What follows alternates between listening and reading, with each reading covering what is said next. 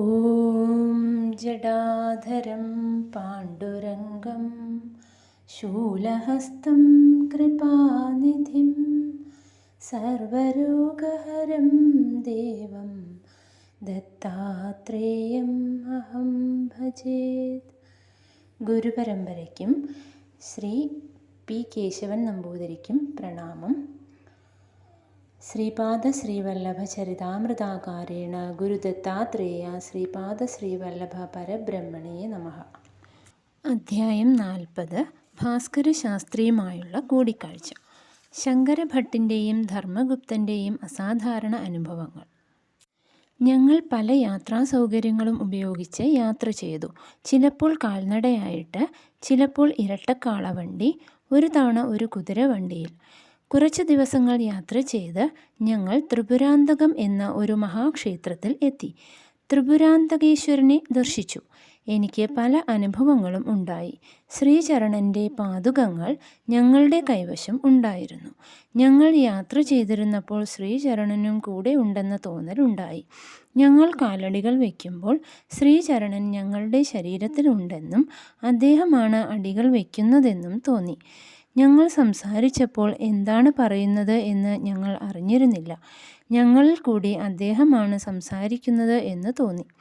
ഞങ്ങൾ ഭക്ഷണം കഴിക്കുമ്പോൾ ഞങ്ങളിൽ ഇരുന്ന് അദ്ദേഹമാണ് ഭക്ഷിക്കുന്നത് എന്ന് തോന്നി. അദ്ദേഹം ഞങ്ങളുടെ ശരീരത്തിൽ മാംസത്തിലും രക്തത്തിലും ഞരമ്പുകളിലും നിറഞ്ഞിരിക്കുന്നതായി തോന്നി. ജീവാത്മാവ് പരമാത്മാവാണെന്ന സിദ്ധാന്തം കേട്ടിട്ടുണ്ട്. എന്നാൽ ഇപ്രകാരം ശരീരം മുഴുവൻ ശ്രീപാദ ചൈതന്യം നിറഞ്ഞിരിക്കുക, അദ്ദേഹം ഒന്ന് തൊടുക പോലും ചെയ്യാതെ ആ അനുഭവം ലഭ്യമാകുക എന്ന ഒരു ദിവ്യാത്ഭുതം ഒരിക്കലും കണ്ടിട്ടും കേട്ടിട്ടുമില്ല. ത്രിപുരാന്തകേശ്വരൻ്റെ പൂജാരി ഭാസ്കരശാസ്ത്രി എന്നൊരാളായിരുന്നു. അദ്ദേഹത്തിന് ഞങ്ങളോട് വലിയ ബഹുമാനമായിരുന്നു. അദ്ദേഹം ശ്രീ പീഠികാപുരത്തുകാരനാണ്. പൂജാരിയായി അവിടെ നിയമിക്കപ്പെട്ടതാണ്. അദ്ദേഹം ഷോഡശി രാജരാജേശ്വരിയുടെ ഭക്തനാണ്. പീഠികാപുരത്തെ ശ്രീ കുക്കുടേശ്വര മഹാപ്രഭുവിൻ്റെ ദേവിയായ ശ്രീ രാജരാജേശ്വരി ദേവി അദ്ദേഹത്തിന് സ്വപ്നത്തിൽ മന്ത്രദീക്ഷ നൽകി. അദ്ദേഹത്തിൻ്റെ അതിഥികളാകാൻ അദ്ദേഹം ഞങ്ങളെ ക്ഷണിച്ചു. ശ്രീപാദൻ്റെ പാദുകങ്ങൾ ഞങ്ങളുടെ കൈവശം ഉണ്ടെന്ന് അദ്ദേഹം അറിഞ്ഞിരുന്നു. ഞങ്ങൾ ആ പാദുകങ്ങൾ അദ്ദേഹത്തിൻ്റെ പൂജാമന്ദിരത്തിൽ വെച്ചു. ആ പാദുകങ്ങളിൽ നിന്ന് ഇപ്രകാരം ദിവ്യമായ ഒരു ശബ്ദം കേട്ടു. എൻ്റെ കുട്ടികളെ, നിങ്ങൾ വലിയ ഭാഗ്യശാലികളാണ്. ഈ പാദുകങ്ങളെ ഭാസ്കരശാസ്ത്രി പൂജിക്കണം. ഇപ്പോൾ ഈ പാദുകങ്ങൾ ചെമ്പാണ്. ഭാസ്കരശാസ്ത്രിയുടെ കുറച്ചു വർഷങ്ങളിലെ മന്ത്രോപാസനയുടെ ബലം കൊണ്ട് ഇവ സ്വർണ്ണ പാദുകങ്ങളായി മാറും. ഹിരണ്യലോകത്തിൽ നിന്നുള്ള ചില മഹാപുരുഷന്മാർ ഈ സ്വർണ്ണ പാദുകങ്ങൾ കൊണ്ടുപോയി അവിടെ വെച്ച് പൂജിക്കും. പിന്നെ അവർ അവയെ കാരണലോകത്തിലേക്ക് കൊണ്ടുപോകും. പിന്നീട് അവ ഞാൻ താമസിക്കുന്ന മഹാകാരണലോകത്തിലേക്ക് എൻ്റെ അടുത്തേക്ക് കൊണ്ടുവരപ്പെടും. എൻ്റെ ആ പാദുകങ്ങൾ ഞാൻ സ്വയം ധരിക്കും. സ്വർണ്ണ പാദുകങ്ങൾ ധരിച്ചുകൊണ്ട് ഞാൻ കാരണലോകത്തിൽ പോയി അവിടെയുള്ള ദിവ്യാത്മാക്കളെ ആശീർവദിക്കും. പിന്നെ ഞാൻ ഹിരണ്യലോകത്തിൽ പോയി അവിടെയുള്ള മഹാപുരുഷന്മാരെ ആശീർവദിക്കും. അപ്പോൾ എൻ്റെ പാദുകങ്ങൾ തേജോമയ സിദ്ധി ആർജിക്കും. അതിനുശേഷം 18,000 മഹാസിദ്ധപുരുഷന്മാർ ആ പാദുകങ്ങളെ ഒരു സ്വർണ്ണ വിമാനത്തിൽ എൻ്റെ ജന്മസ്ഥലത്തേക്ക് കൊണ്ടുപോകും. എൻ്റെ ജന്മസ്ഥലത്ത് മന്ത്രജപത്തോടെ ദിവ്യനീരാഞ്ജനത്തോടെ ഭൂമിയിൽ 360 മാറ ആഴത്തിൽ സ്ഥാപിക്കും. അവിടെ സ്വർണ്ണമയമായ ദേഹമുള്ള ദിവ്യനാഗങ്ങൾ ആ സ്വർണ്ണ പാദുകങ്ങളെ നിത്യവും ആരാധിക്കും. 64,000 യോഗിനീ ഗണങ്ങൾ എന്നെ ആരാധിക്കും. അവർ ആ പാദുകങ്ങളെ ഒരു സ്വർണ്ണ സിംഹാസനത്തിൽ വയ്ക്കും. ദിവസം തോറും യോഗിനീ ഗണങ്ങളാലും ഋഷി സംഘങ്ങളാലും പരിവേഷ്ടിതനായി ഞാൻ അവിടെ ദർബാർ നടത്തും. അവിടെ ഭൂമിയുമായി ബന്ധപ്പെട്ട വ്യത്യസ്തമായ അളവുകളോട് കൂടിയ അദൃശ്യമായ അഗോചരമായ പരിതസ്ഥിതിയിലുള്ള ഒരു സ്വർണ്ണ പീഠികാപുരമുണ്ട്. സാധാരണ മനുഷ്യർക്ക് ഭൂമിയിലുള്ള സാധാരണ പീഠികാപുരം മാത്രമേ കാണുവാൻ കഴിയുകയുള്ളൂ. യോഗദൃഷ്ടിയുള്ളവർക്ക് മാത്രമേ സ്വർണ്ണ പീഠികാപുരത്തെ കാണുവാൻ കഴിയുകയുള്ളൂ. എൻ്റെ സ്വർണപാദുകങ്ങൾ സ്ഥാപിച്ചിട്ടുള്ള സ്ഥലത്തിനു മുകളിൽ പീഠികാപുരത്ത് എൻ്റെ പാദുകങ്ങൾ പ്രതിഷ്ഠിക്കപ്പെടും. അതുകൊണ്ട് നിങ്ങളെല്ലാവരും ആനന്ദത്തോടെയിരിക്കൂ. ഭാവിയിൽ പല മഹാത്ഭുതങ്ങളും നടക്കുവാനുണ്ട്. എൻ്റെ മഹാസംസ്ഥാനത്തിൽ എൻ്റെ പാദുകങ്ങൾ ദർശിക്കുവാനായി എൻ്റെ ഭക്തന്മാർ ഉറുമ്പുകളെപ്പോലെ വരിവരിയായി വന്നുകൂടും. ഞങ്ങൾ ആശ്ചര്യാനന്ദങ്ങളിൽ ലയിച്ചു. ശ്രീ ഭാസ്കര ശാസ്ത്രി ഷോഡശി രാജരാജേശ്വരിയുടെ പരമഭക്തനായിരുന്നു. ശ്രീ രാജരാജേശ്വരിയുടെ വൈഭവത്തെക്കുറിച്ച് ഞങ്ങളോട് വിവരിക്കുവാൻ ഞാൻ അദ്ദേഹത്തോട് അഭ്യർത്ഥിച്ചു. ശ്രീ രാജരാജേശ്വരി ദേവി വിവേകത്തിൻ്റെ പ്രതീകം. അദ്ദേഹം പറഞ്ഞു, പ്രിയപ്പെട്ടവരെ, രാജരാജേശ്വരി ചൈതന്യം നമ്മുടെ ആലോചിക്കുന്ന മനസ്സിനും ഇച്ഛയ്ക്കും അതീതമായ വിശാലമായൊരു സീമയിലാണ് ഉള്ളത്. സാധാരണയായി നമ്മുടെ ആലോചിക്കുന്ന മനസ്സ് മേധാശക്തിയായി മാറുന്നു. അതിൻ്റെ ശുദ്ധി കാര്യക്രമം ആ മാറ്റത്തെ തടഞ്ഞ് അതിനെ വിവേകമാക്കുകയാണ്. മനസ്സ് ആ വിധത്തിൽ പോകാതെ വിവേകമായി മാറ്റുന്നതിന് ആ മഹാമാതാവ് നമ്മെ സഹായിക്കുന്നു. നമ്മുടെ ഇച്ഛ സങ്കുചിത പരിധികൾ വിട്ട് വിസ്തൃതി കൈവരിക്കുന്നതിന് ദേവി അനുഗ്രഹിക്കുന്നു. സാധാരണയായി ശക്തിയും വിവേകവും ഒരിടത്ത് ഒന്നിച്ചുണ്ടാവുകയില്ല. എന്നാൽ ശ്രീ രാജരാജേശ്വരിയുടെ അനുഗ്രഹമുണ്ടെങ്കിൽ രണ്ടും ഒരുമിച്ച് നമ്മിൽ ഉണ്ടാകും. ദിവ്യ ചൈതന്യത്തിന് അനേകം അനന്തതകളുണ്ട്. ദേവി നമ്മുടെ മനസ്സിനെ അവയിലേക്ക് സജ്ജമാക്കുന്നു. ലോകത്തിൽ വിശാലമായ ആശയങ്ങൾ വർദ്ധിക്കുവാൻ ദേവി സഹായിക്കുന്നു. അത്യത്ഭുതമായ ദിവ്യജ്ഞാനം നേടുവാനും ശാശ്വതമായ ദിവ്യ മാതൃശക്തി നമ്മിലും പ്രപഞ്ചത്തിലും ഉണ്ടാകുവാനും സ്ഥിരപ്രശാന്തിയിൽ മഹത്തരമായ കാര്യങ്ങൾ സാധിക്കുവാനും അമ്മയുടെ അനുഗ്രഹം അത്യന്തം ആവശ്യമാണ്. രാജരാജേശ്വരി ദേവി അനന്തമായ വിവേകത്തിൻ്റെ പ്രതീകമാണ്. ദേവി അറിയാൻ നിശ്ചയിക്കുകയാണെങ്കിൽ ദേവിക്ക് അറിയാത്തതായി ഒന്നും ഉണ്ടാവുകയില്ല.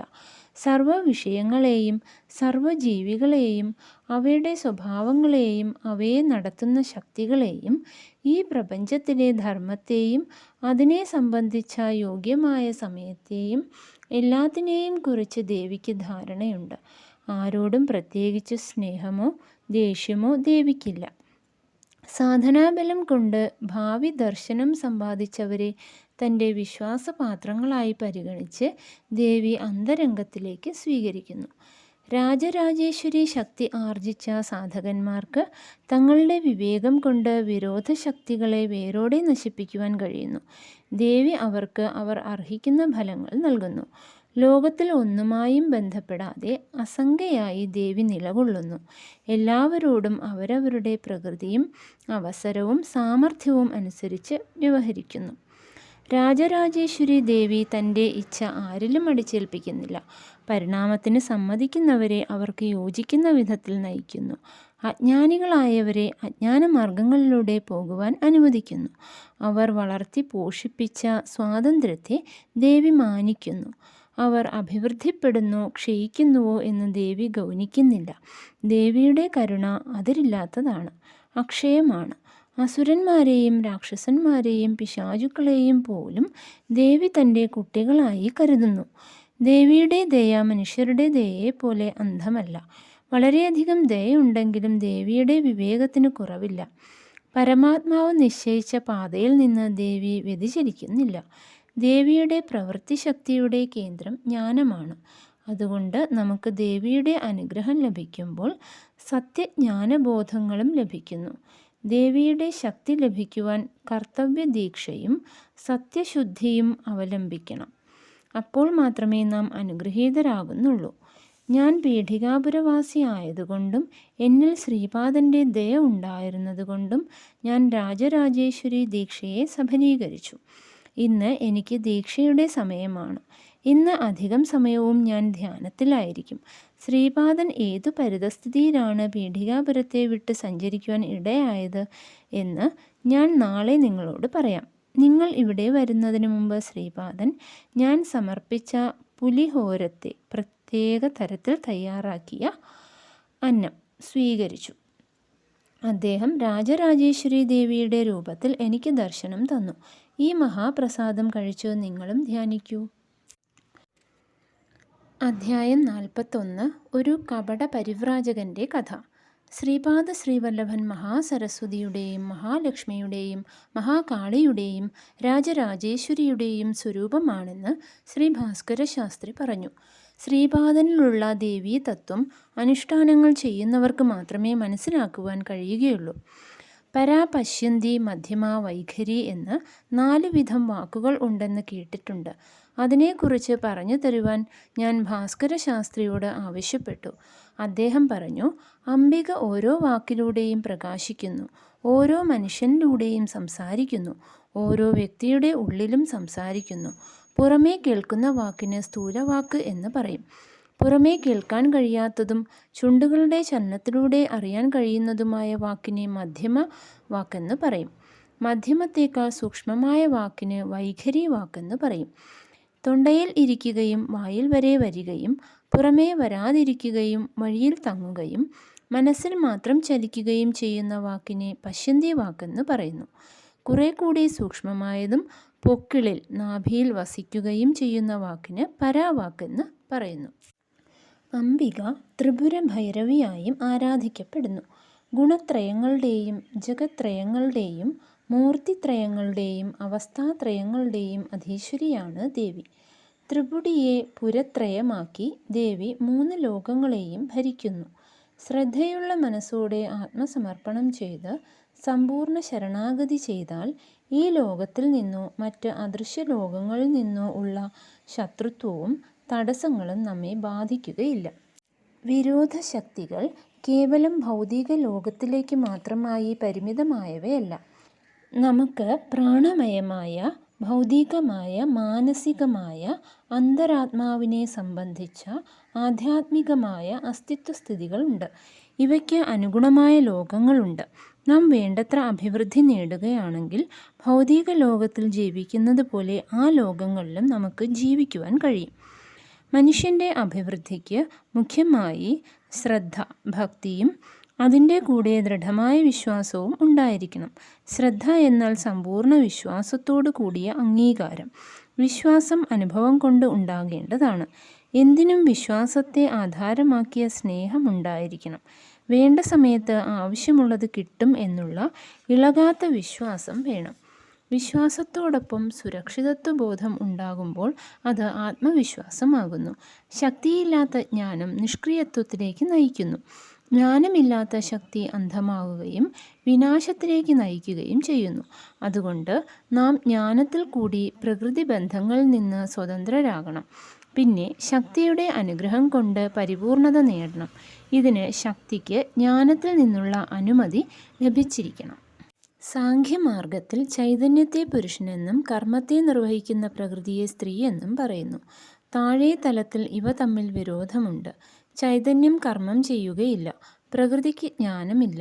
ഇവ രണ്ടും യോജിക്കുമ്പോൾ മാത്രമേ സൃഷ്ടി സംഭവിക്കുന്നുള്ളൂ.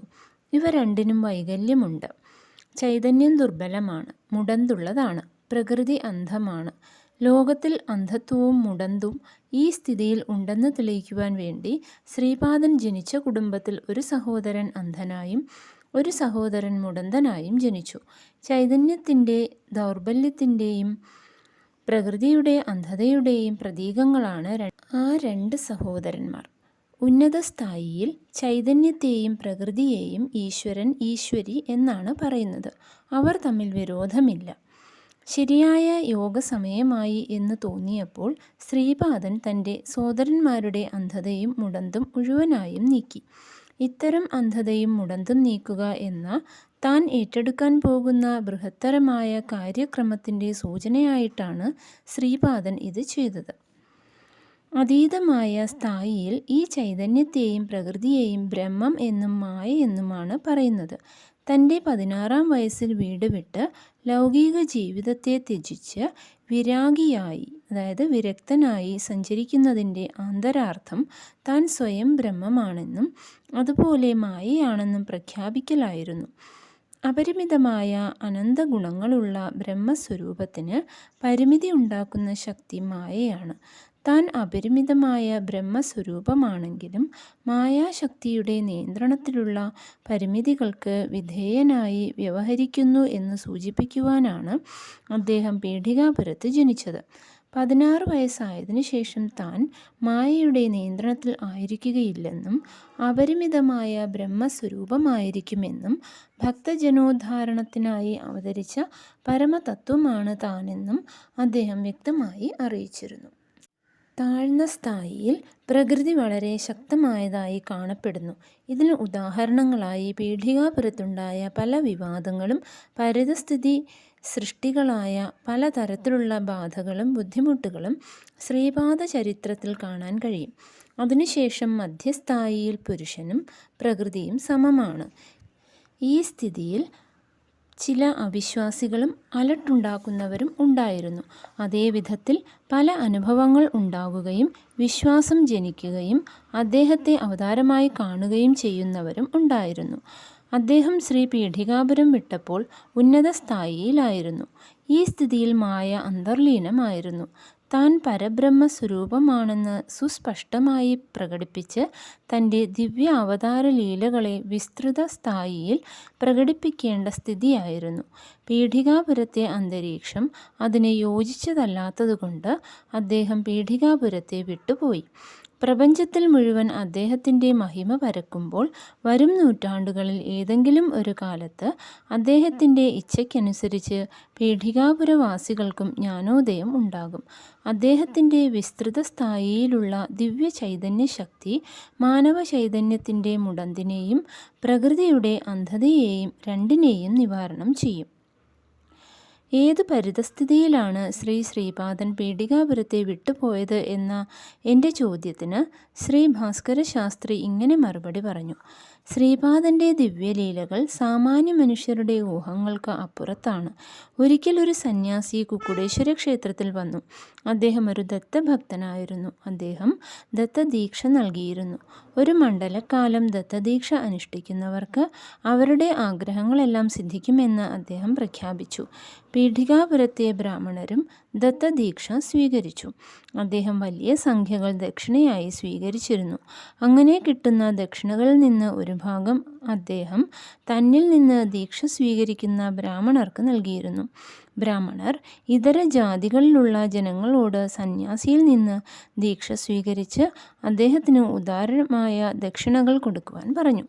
ദീക്ഷയെടുത്ത് നല്ല സംഖ്യകൾ ദക്ഷിണ ചെയ്ത് ചാരിതാർത്ഥ്യം നേടുവാൻ ഉപദേശിച്ചു. ബ്രാഹ്മണരുടെ വാക്കുകൾ അവഗണിക്കാനാകാത്തതുകൊണ്ട് പലരും ദീക്ഷയെടുക്കുകയും വലിയ സംഖ്യകൾ ദക്ഷിണയായി കൊടുക്കുകയും ചെയ്തു. ഇതിനിടയിൽ ദത്തദീക്ഷകൾ അനുഷ്ഠിക്കണമോ വേണ്ടയോ എന്ന ചർച്ചകൾ നടന്നു തുടങ്ങി. ബ്രാഹ്മണ പരിഷത്തിൻ്റെയും ക്ഷത്രിയ പരിഷത്തിൻ്റെയും വൈശ്യ പരിഷത്തിൻ്റെയും ഒരു സംയുക്ത സമ്മേളനം നടത്തപ്പെട്ടു. ശ്രീ ബാപ്പനാര്യ അധ്യക്ഷത വഹിച്ചു. അദ്ദേഹം പറഞ്ഞു, ശ്രീദത്തൻ എല്ലാവരുടെയും ദൈവമാണ്. ദത്തദീക്ഷ എല്ലാവർക്കും സ്വീകരിക്കാം. അതുകൊണ്ട് 18 ജാതികളിലുമുള്ള ആർക്കും സന്യാസിയിൽ നിന്ന് ദീക്ഷ സ്വീകരിക്കാവുന്നതാണ്. ദീക്ഷ സ്വീകരിക്കുവാനുള്ള അവകാശം എല്ലാ ജനങ്ങൾക്കുമുണ്ട്. ബ്രാഹ്മണ പരിഷത്തിലെ അധികം അംഗങ്ങളുടെയും അഭിപ്രായം ബ്രാഹ്മണ ക്ഷത്രിയ വൈശ്യന്മാർ ആചാരങ്ങൾ അനുഷ്ഠിക്കുന്നു. അതുകൊണ്ട് അവർക്ക് ദീക്ഷ സ്വീകരിക്കാം. ശൂദ്രന്മാർ ആചാരങ്ങളില്ലാത്തവരാണ്. അവർക്ക് ദീക്ഷ സ്വീകരിക്കാൻ കഴിയുകയില്ല. അവരിൽ നിന്ന് ദക്ഷിണ മാത്രം സ്വീകരിച്ച് അവരെ നമ്മുടെ തപോബലം കൊണ്ട് ഉദ്ധരിക്കാവുന്നതാണ് എന്നായിരുന്നു. ശ്രീ ബാപ്പനാര്യ തൻ്റെ അഭിപ്രായം ഇങ്ങനെ വ്യക്തമാക്കി. ആചാരങ്ങൾ അനുഷ്ഠിക്കുന്നവരും അനുഷ്ഠിക്കാത്തവരും എല്ലാ ജാതികളിലും ഉണ്ട്.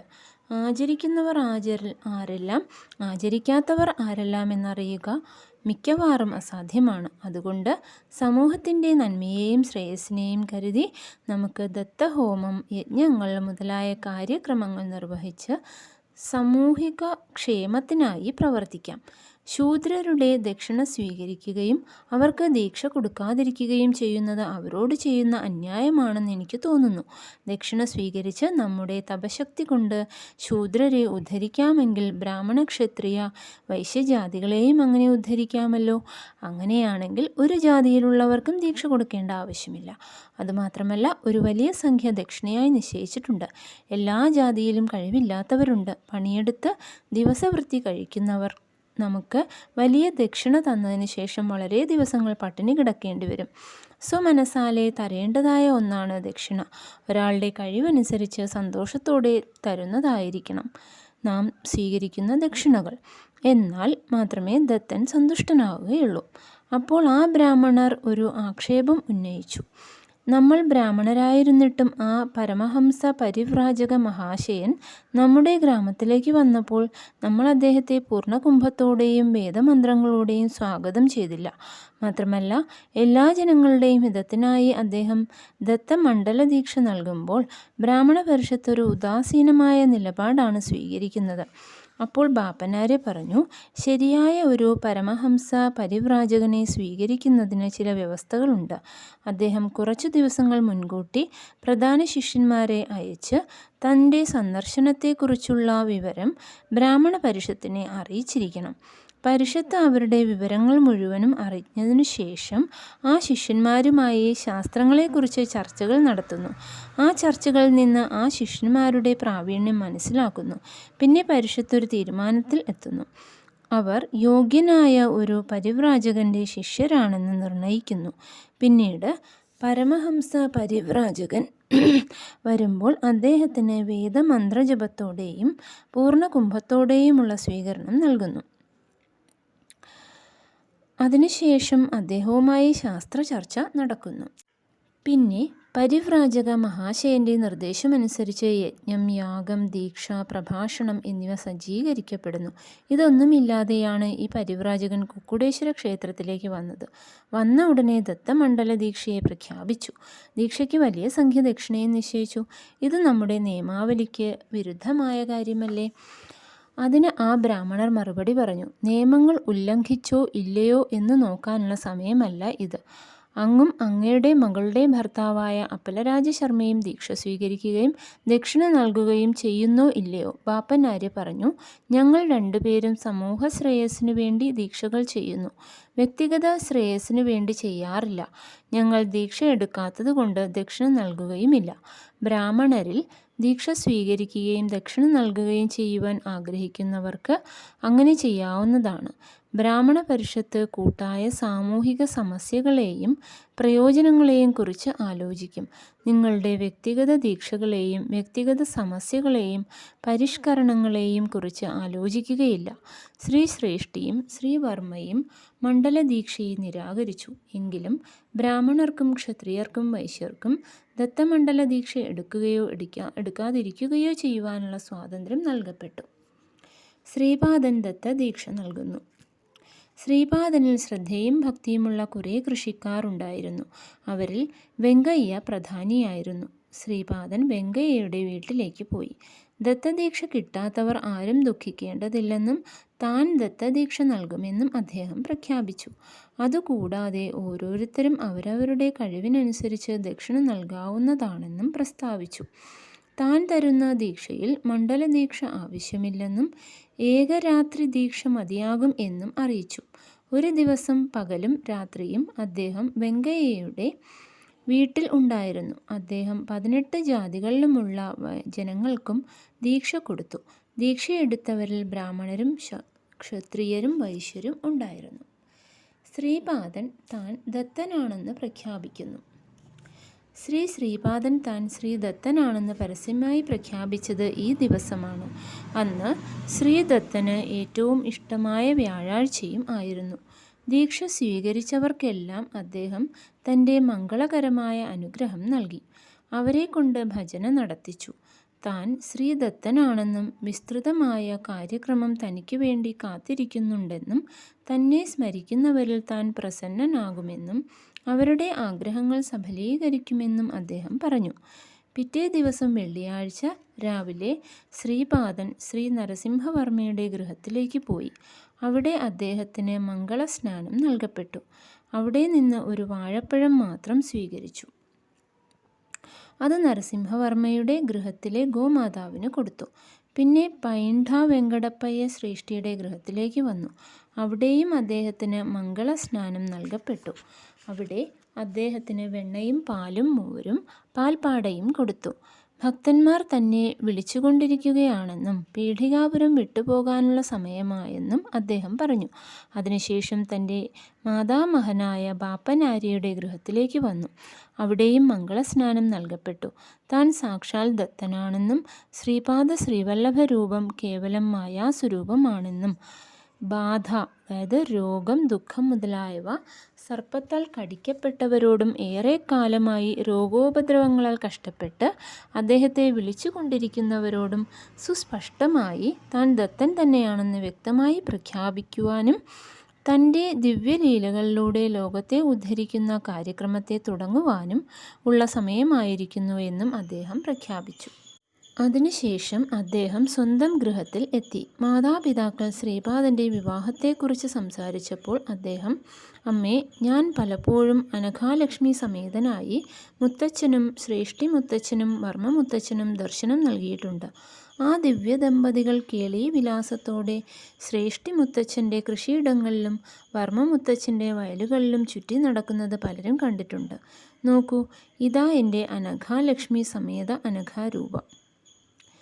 എൻ്റെ ദിവ്യ ഭവ്യ മംഗള സ്വരൂപത്തെ കണ്ടുകൊള്ളൂ. വിവാഹ പ്രസ്താവന കൊണ്ടുവരികയാണെങ്കിൽ ഞാൻ വീട് വിട്ടു പോകുമെന്ന് അവധൂതൻ്റെ വേഷത്തിൽ വന്നപ്പോഴും പറഞ്ഞിട്ടുണ്ട് എന്ന് സവിനയം പറഞ്ഞു.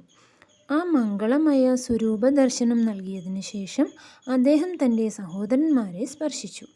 ശ്രീപാദൻ്റെ അമൃതദൃഷ്ടി ദേഹത്തിൽ പതിച്ചപ്പോൾ അദ്ദേഹത്തിൻ്റെ സഹോദരന്മാരുടെ ശരീരവൈകല്യങ്ങൾ മാറി. സുമതി മഹാറാണിയും അപ്പലരാജ ശർമ്മയും നിശ്ചേഷ്ടരായി ഇരുന്നു. അവർക്ക് സംസാരിക്കാൻ കഴിഞ്ഞില്ല.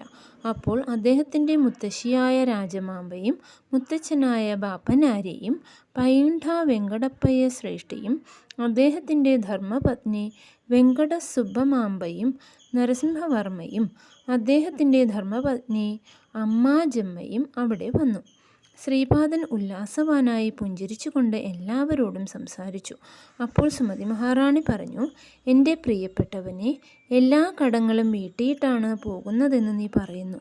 എന്നാൽ ശ്രീ വെങ്കടപ്പയ്യ ശ്രേഷ്ഠിയിൽ നിന്നും മത്സവായി രാജയിൽ നിന്നും മല്ലാതി കുടുംബത്തിൽ നിന്നും വാങ്ങിയ പാലിൻ്റെ കടം വീട്ടുവാൻ നിനക്ക് കഴിയുകയില്ല.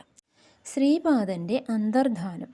ശ്രീപാദൻ തൻ്റെ അമ്മയോട് പറഞ്ഞു, അമ്മേ, അമ്മ പറയുന്നതിനെ ഞാൻ നിഷേധിക്കുന്നില്ല. ഈ 3 കുടുംബങ്ങളും എന്നെ മറക്കാത്തിടത്തോളം ഞാൻ അവരെ മറക്കുകയില്ല. അവർ മറന്നാലും ഞാൻ അവരെ ഓർമ്മപ്പെടുത്തും. നിർബന്ധിച്ചിട്ടായാലും ഞാൻ അവരുടെ സേവനങ്ങൾ ഉപയോഗിക്കുകയും അവയ്ക്ക് നല്ല ഫലങ്ങൾ നൽകുകയും ചെയ്യും.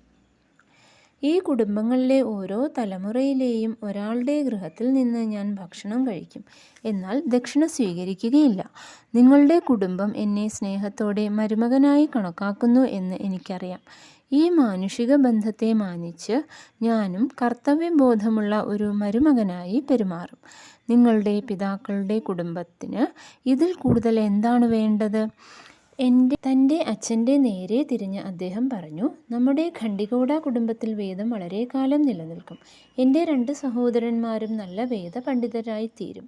ഖണ്ഡികോട കുടുംബം എന്നെ മറക്കാത്ത കാലത്തോളം ഞാൻ അവരെ മറക്കില്ല. ശ്രീധര ശർമ്മ തൻ്റെ ഒരു ജന്മത്തിൽ സമർത്ഥ രാംദാസ് എന്ന പേരിൽ ഒരു മഹാപുരുഷനായി ജനിച്ച് ഛത്രപതി ശിവാജിയുടെ ഗുരുവാകും. അങ്ങനെ പുരോഹിതത്വത്തിലൂടെ 2 കുടുംബങ്ങൾ തമ്മിലുള്ള ബന്ധം ഉറയ്ക്കും. രാമരാജ ശർമ്മ ശ്രീധരൻ എന്ന പേരിൽ ജനിച്ച് ഒരു മഹായോഗിയായി തീരും. ശ്രീധരൻ്റെ ശിഷ്യ പരമ്പരകൾ പീഠികാപുരത്ത് എൻ്റെ പേരിൽ ഒരു മഹാസംസ്ഥാനം സ്ഥാപിക്കും. ശ്രീ പൈണ്ഠ വെങ്കടപ്പയ്യ ശ്രേഷ്ഠിയുമായുള്ള ഋണാനുബന്ധം സ്ഥിരീകരിക്കപ്പെടും. അതുപോലെ വത്സവായി കുടുംബമായുള്ളതും. ശ്രീപാദൻ ഉറപ്പു നൽകി. സാവിത്രപന്നം പാരായണം ചെയ്യപ്പെട്ടു. ശ്രീപാദൻ വേദത്തെ തൻ്റെ പ്രാണനായി കരുതി. വേദം ചൊല്ലൽ നടന്നുകൊണ്ടിരുന്നപ്പോൾ എല്ലാവരുടെയും കൺമുന്നിൽ വെച്ച് അദ്ദേഹം അന്തർധാനം ചെയ്തു. ശ്രീപാദരാജം ശരണം പ്രപദ്യേ.